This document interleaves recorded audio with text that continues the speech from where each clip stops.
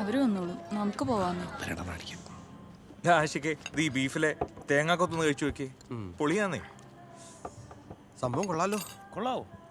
എന്നാ ആശിക്ക് എനിക്ക് പറഞ്ഞ കയറ്റി വെച്ചേ. നീ നടങ്ങടാ. എടാ വിവേക്, നീ ഒന്ന് വിട്ടുവിട്ടടിയടാ. അയ്ത്തേട്ടാ, ഈ പിറന്നാൾ ആഘോഷങ്ങളൊക്കെ വല്ല അനാഥാലയത്തിലോ വൃദ്ധസദനത്തിലോ ക്യാൻസർ രോഗികളുടെ വാർഡിലൊക്കെ വെച്ച് നടത്തണം. അങ്ങനെ ആകുമ്പോൾ ലൈക്ക് ഷെയർ ഒക്കെ കൂടുതൽ കിട്ടും.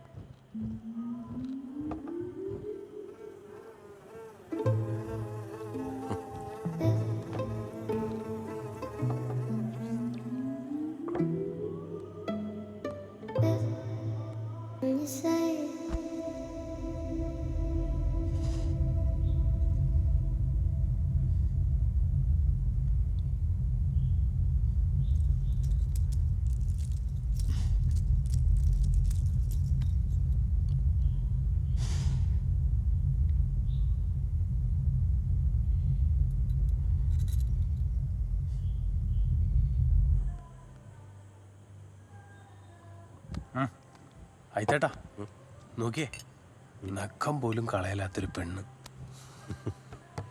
കഴിഞ്ഞവണ ബാങ്കോക്കിൽ പോയപ്പോ പരിചയപ്പെട്ടതാ. ഒന്ന് വിളിച്ചേടാ. എങ്ങനെയുണ്ട്? അയ്യോ കാണിക്കല്ലേ പൊന്നേ. എന്താടാ വല്ല കപ്പലെങ്ങാനും ചെന്ന് കയറിയോ? അതല്ല അയത്തേട്ടാ, ഇപ്പൊ പണ്ടത്തെ പോലല്ല, ഗിൽറ്റ് അടിച്ചു തുടങ്ങി.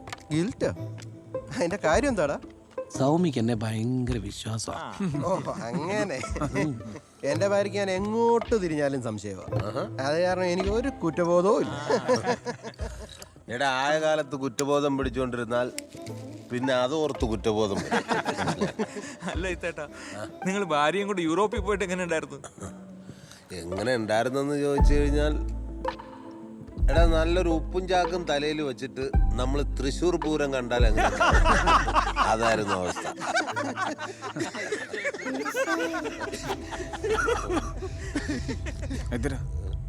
അയത്തേട്ടാ,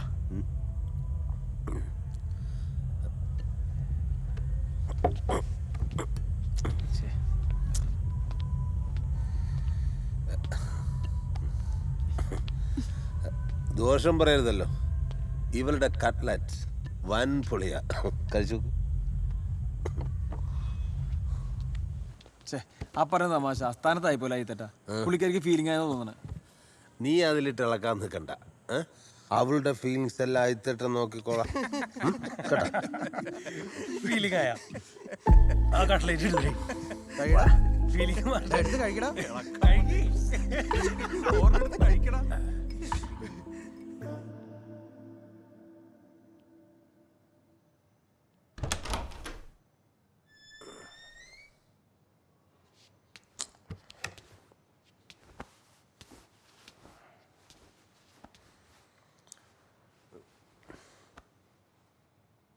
ഉറങ്ങിയില്ലേ? ഇല്ല. എന്തുപറ്റി? ഒരു തലവേദന.